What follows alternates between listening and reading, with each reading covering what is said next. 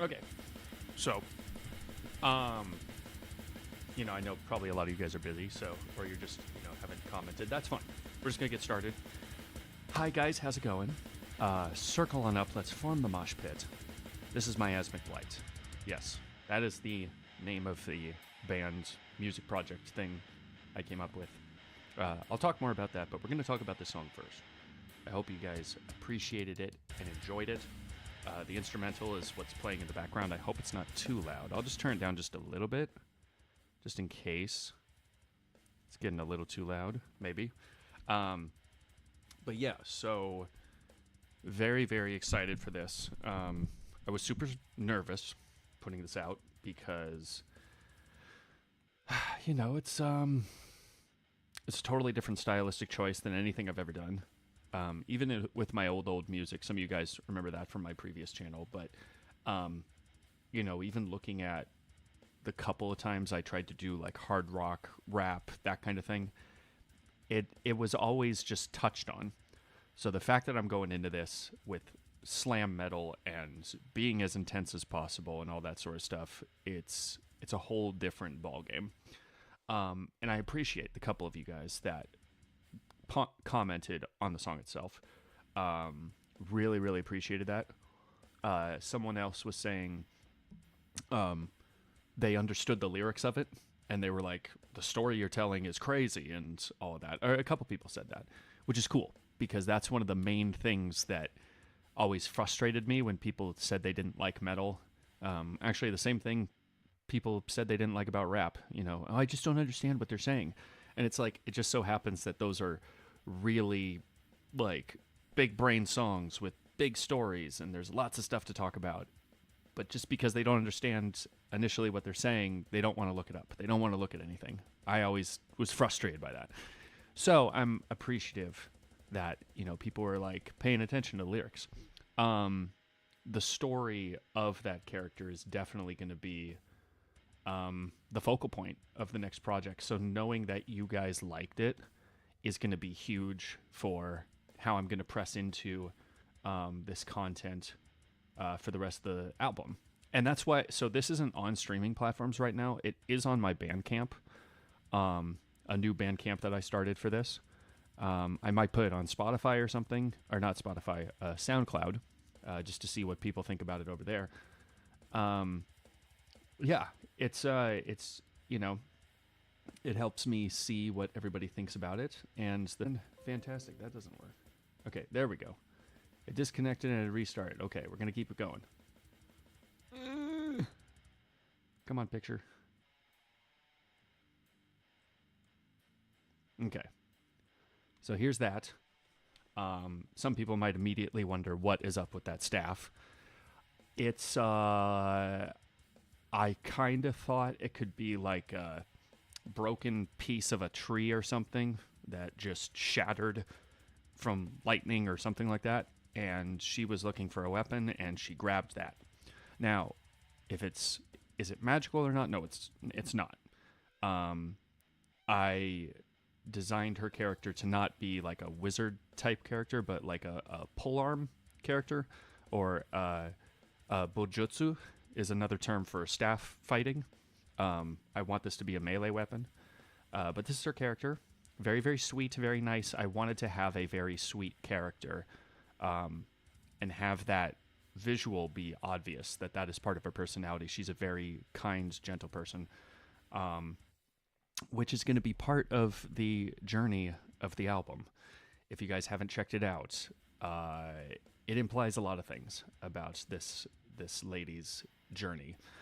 I'll throw in a face for her here because we got this here. Oh my gosh, big picture. Big. Ugh. Looks like a shark fin. Come on. Downsize. There we go. You're almost there. We can almost see you. Okay, there we go. Okay. That's just a close up of her there. Yeah, shout out to the guy who did this, who did the art for this. Really, really good artist. Found him on Fiverr. Made really cool stuff. I love their art.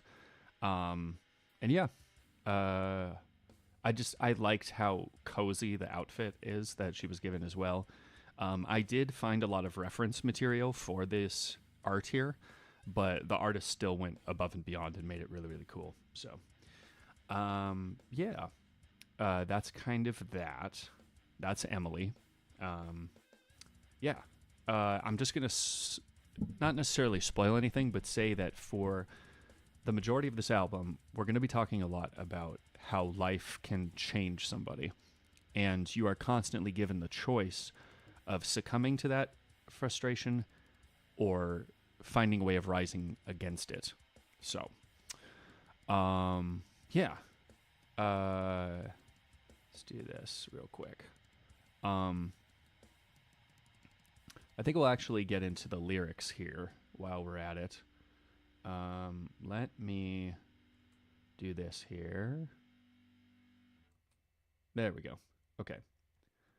So, there is going to be some changes here. What you're seeing on screen is not all encompassing.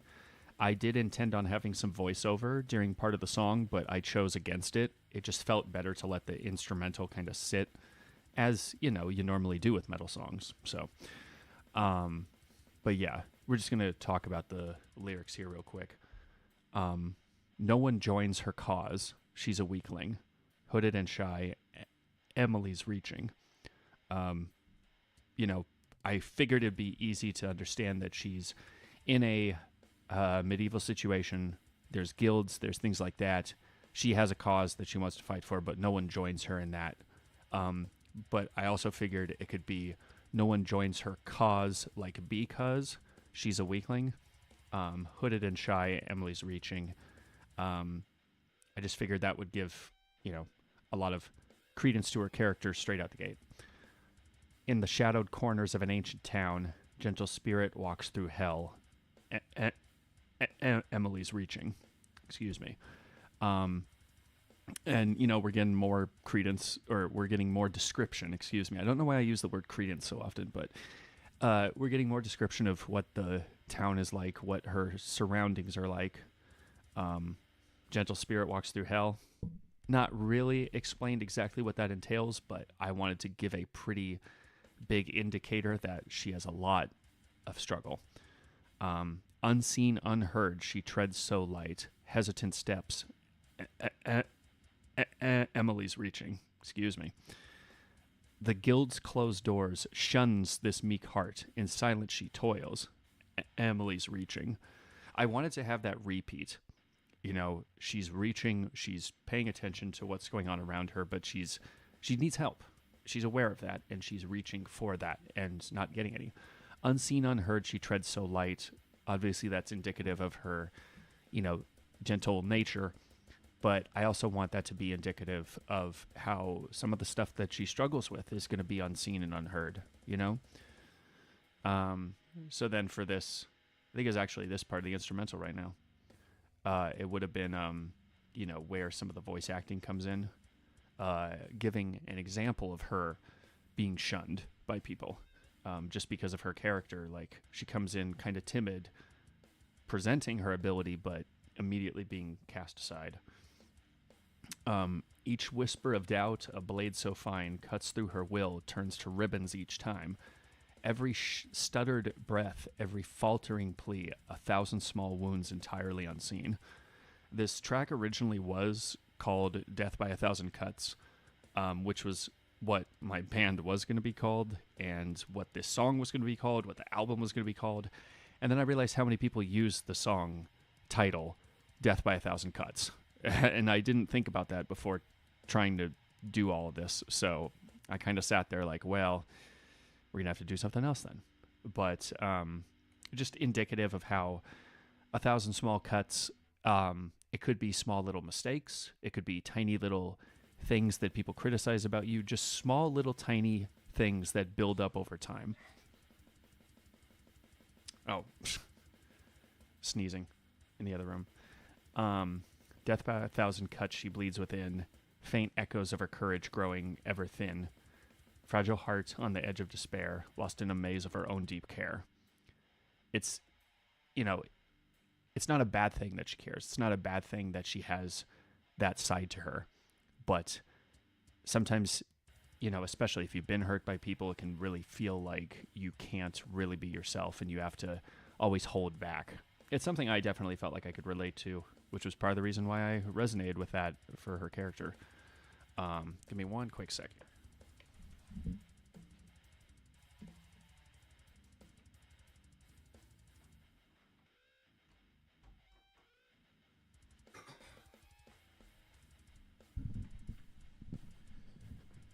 Okay.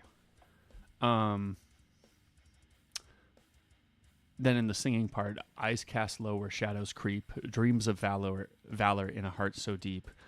The guild of kin, the warmth she seeks, fades like the swirling autumn leaves. So, more indication of how she struggles to stand up for herself in situations.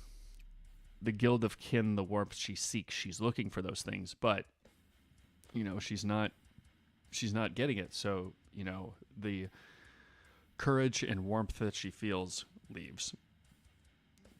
And then timid hands reach for the guiding light, but fear wraps tight, turns day to night. And then there was kind of a breakdown where I said, in every error, in every misstep made, her spirit fractures in the moonlit shade. So, yeah, there has to come a point where you're going to break. You're going to be tested so much that your ability is no longer. You're not able to do it all yourself. And then we repeat the chorus, death by 1,000 cuts, she bleeds within, faint echoes of her courage growing ever thin, fragile heart on the edge of despair, lost in a maze of her own deep care. And, we get into the more intense part of the instrumental, where I say, each tremor of doubt, a knife so sharp. So we go back to the knife analogy. Cuts through the hopes, leaves a hollow mark. Every quiet plea, every missed chance builds the fortress of our own dissonance. So, if you're getting all these unreciprocated discussions, your emotion is unreciprocated, your efforts are not seeing results, you can turn that to building up walls, which I kind of wanted to imply was her issue, but I kind of wanted to not have her go that route just yet. I just wanted to show, sort of like if you're looking at, instead of looking at the before and after of a car wreck, you see obviously beforehand and then you see how everything looks afterwards. I wanted to show what it was like in the midst of that. In the midst of this issue of life, she's getting ripped apart. She's missing these chances that she's trying to do to get ahead. And that's the struggle. In the heart of the storm, she stands alone, a beacon dimmed by the fears she's sown. Yet in her eyes, a different spark burns. In the ashes of her trials, her heart turns. And I wanted that to imply that, maybe at first things aren't going well. Her heart turns a different direction and she is no longer gentle and kind. She hardens herself, which, is not always the worst thing, but knowing how to do that correctly is what a lot of people fail at. A lot of people just kind of swing the pendulum all one way or another. I'm either going to be happy-go-lucky and trusting and loving and happy all the way through to everybody, never guarding my heart, never taking care of myself, or I'm going to go the other way where I'm not going to be responsive, I'm not going to listen to people, I'm just going to worry about myself, and that's it. Neither is, positive. You got to be able to balance both. And for her, she's freshly off the heels of being hurt by a bunch of people in a myriad of different ways, and she's not able to see through all that and figure out how to balance her compassion on that side. So then we go into the breakdown, death by 1,000 cuts.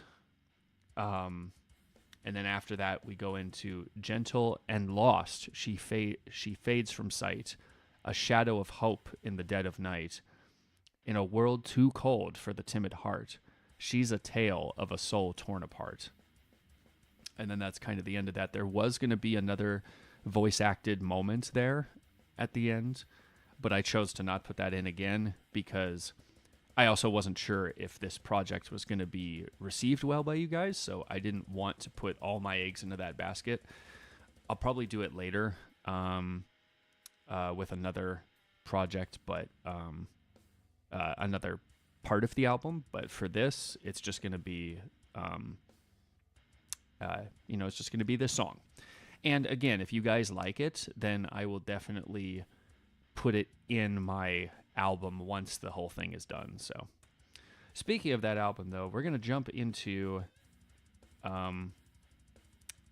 what even this logo is saying here, in case some of you guys don't know. I've seen a few people do this on their own pages, and I think it's really helpful, especially for people who don't really listen to this kind of music, to figure out what the deal is. So I'm going to get a really bright pink color here so that we can write on this. So just know that in a lot of metal, there is kind of window dressing, because for a lot of the logos, it's seen as an art form in and of itself.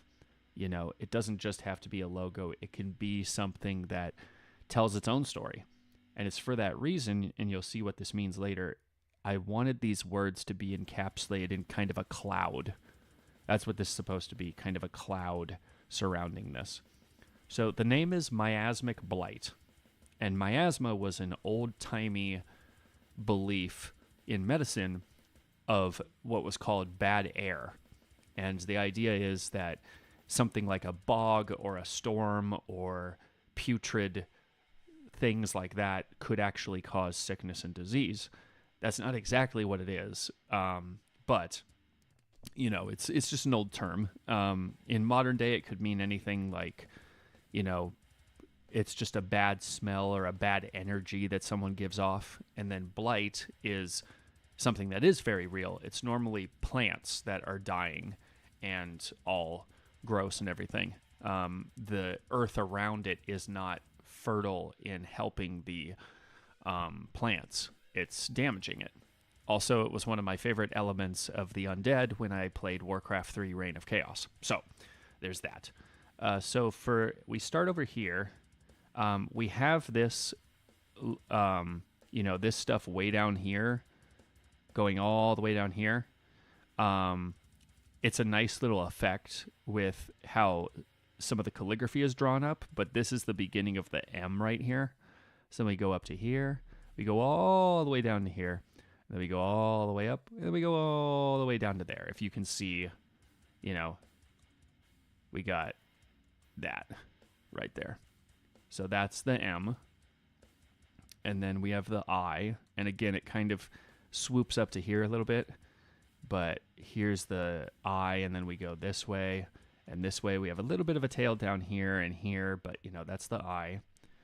And then we have the A that comes up to here. And we have this little part that it connects all the way up to there. Then we go to here, and it kind of curls in on itself a little bit. But there's the A. And then we have the S here. Pretty clear to see, I think. I think most of you guys can see where the S is. And then we have the M going up here. Again, we have this kind of connect up here. We go down here, and then we go here. And then, this kind of connects over here. We have a little bit of a repeat with the curls over on this side. So it goes down like this, but then it kind of goes off to the side too. And then we just got the I just straight down here. And then we got the C like this. And you'll notice it kind of connects with some of these other tendrils and goes off this way. It goes up this way. But that is miasmic right there. And then, we have these tendrils that connect to this part. This is the B. Actually, I'll do a different color here. Let's do orange. So we have this. We got the B. And then we have the L here. The L kind of looks like it's, connecting to a bunch of different things, but you can see it's going through here. And then we have the I sticking out through here. And then the G coming around like that. And then the H. And then here's the T. The T technically ends over here, but again, it all kind of forms together here like this. So then there it is, miasmic and blight, and then we have this coloring around, or this kind of puffiness around it, supposed to look like a cloud. I figured it could be a cloud of just bad energy, bad ideas, just this thing that is meant to be caustic to another person, unhelpful, harmful, that kind of thing. So there's that. Yeah. So that's the logo there. And then we'll go back to... I'm going to go back to... There we go. So then this is this logo. Just going to make it just a little bit bigger. Okay. There we go. I made it green to kind of look like the very sort of cartoony but familiar concept of a cloud, what that sort of energy looks like. So let's see what else we have going on here. I think that's pretty much it. Let me go back to here. We're just going to bring this art back in for a second.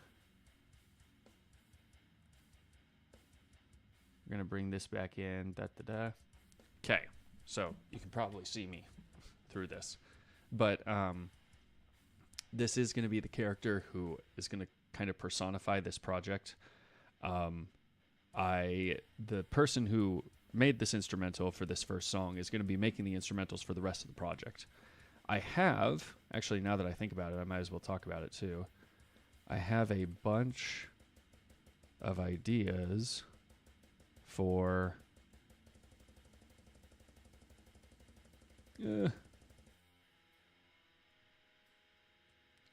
different songs, and I'm just going to talk about those real quick, and then we'll pretty much be done here.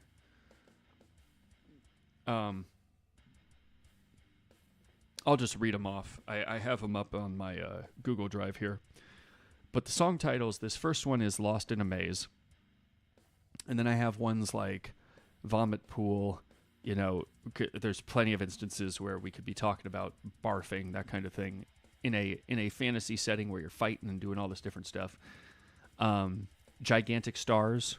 I think we can have at least one or two songs here that kind of imply this idea of moving past the suffering that you have, having something in life to kind of draw from instead of the ebb and flow of your life. Something like stars. That's why sailors use stars in navigating the ocean, because it doesn't move, and they're not a part of your life ebbing and flowing. So Gigantic Stars, I only say that because all the other ideas I had were taken. Stars, people have already written songs called Stars. Sun Pillar was another one I thought was cool, but someone already used that. Star Pillars, Pillars of Stars, all these different ideas people were already using. So Gigantic Stars, I wanted to do that. Miasmic Blight is another one. I'm going to be writing a song based on, my artist name and the album name. It's going to be called Miasmic Blight. Blossoming Mire was another song that I had an idea for before I chose the slam metal route. I think it's going to be very somber, but have a very hopeful edge to it. So I'm very excited to make that one. Pouring from a Broken Cup. Those are, it's a term that we all know. If you pour from an empty cup, you're not going to be able to do anything. You're not going to be able to help anybody. If you are not filled, you can't fill other people. So then I wanted to take that one step further and go, what if the cup is just broken? You can't pour from that. It's completely broken and shattered, implying a lot of things about your person. Tilling mud was another one that I liked. Obviously, tilling the soil and things like that is an important part of farming, and tilling life even, kind of, making sure things don't stay stagnant, challenging yourself, doing different things, that's all important. But tilling mud is going to be really hard, because mud is it's a very tough substance. It is congealed. It's not as malleable as soil and things like that. So I liked that idea of, doing something in the correct mindset, tilling, but having that constant struggle of we're going through something that is very, very tough, and it's always going to be pushing on us, you know. Restrung Web of Lies.